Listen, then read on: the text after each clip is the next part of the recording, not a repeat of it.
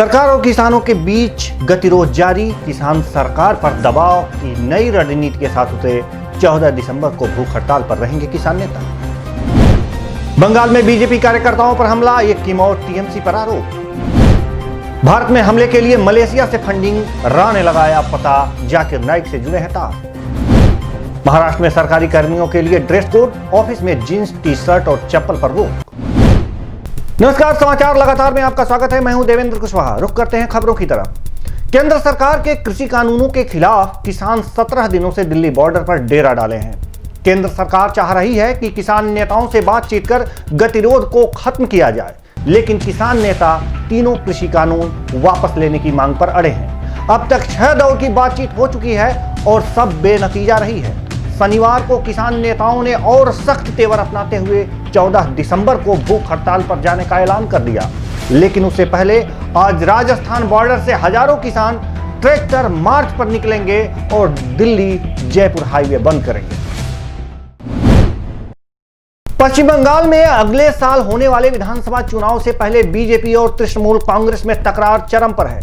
BJP ने दावा किया है कि उत्तर 24 परगना के हली शहर में उसके कार्यकर्ताओं पर टीएमसी के कार्यकर्ताओं ने हमला किया है, जिसमें एक की मौत हो गई, जबकि 6 कार्यकर्ता गंभीर रूप से घायल हुए हैं। बीजेपी की ओर से ट्वीट किया गया है कि एक और दिन, एक और हत्या।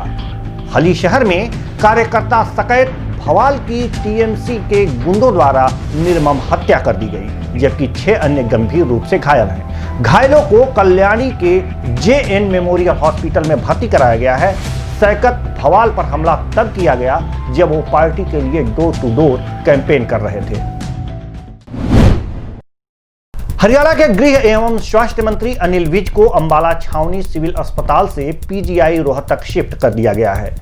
पंडित भगवत दयाल शर्मा स्वास्थ्य विज्ञान विश्वविद्यालय के जनसंपर्क विभाग के इंचार्ज डॉक्टर गजेंद्र सिंह ने बताया कि हरियाणा के स्वास्थ्य मंत्री अनिल विज को निगरानी के लिए पीजीआईएमएस में भर्ती किया गया है। उन्हें संस्थान के स्पेशल वार्ड में देर रात भर्ती किया गया। डॉक्टर गजेंद्र सिंह ने आम जन से अपील करते हुए कहा कि जब तक मंत्री जी की कोविड-19 रिपोर्ट नेगेटिव नहीं आ जाती, तब तक कृपया उनसे मिलने अस्पताल में ना आए। महाराष्ट्र की उद्धव सरकार ने राज्य में सरकारी कार्यालयों में कार्यरत कर्मचारियों के लिए ड्रेस कोड निर्धारित कर दिया है। इसके तहत अब सरकारी अधिकारी और कर्मचारी जींस, टी शर्ट और चप्पल पहनकर दफ्तर नहीं आ सकेंगे। संविदा कर्मचारियों को भी इस ड्रेस कोड का पालन करना होगा। सरकारी कर्मचारियों को गहरे रंग, अजीब कढ़ाई और फोटो बने कपड़े भी नहीं पहनने की हिदायत दी गई है। इसके अलावा सभी सरकारी कर्मचारियों को सलाह दी गई है कि कम से कम हफ्ते में एक बार खादी के कपड़े पहने, ताकि हाथ से सूत कताई को बढ़ावा मिल सके। भारतीय खुफिया एजेंसी रा ने मलेशिया आधारित एक ग्रुप की तरफ से लेन देन की कड़ी का पता लगाया है। भारत में हमले के लिए मलेशिया से $2 लाख की रकम भेजी गई थी। जांच के मुताबिक ये आर्थिक लेन देन कुआलालंपुर के रोहिंग्या नेता मोहम्मद नसीर और आतंक समर्थक जाकिर नाइक से जुड़ी हुई है। सूत्रों के मुताबिक इस ग्रुप ने म्यांमार में एक महिला को ट्रेनिंग दी है और उसे हमला करने वाले ग्रुप का नेतृत्व करने के लिए कहा गया है। इस संबंध में चेन्नई के एक हवाला कारोबारी को गिरफ्तार किया गया है। इस रकम का कुछ हिस्सा उसके पास भी आया है।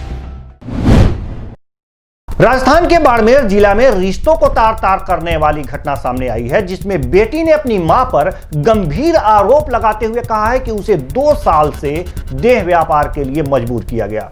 जब उसने मर्जी से शादी की तो 2 महीने से मां ने उसका जीना बेहाल कर रखा है। लिहाजा बाड़मेर के पुलिस अधीक्षक को बेटी ने अपनी दास्तान सुनाई और न्याय की गुहार लगाई।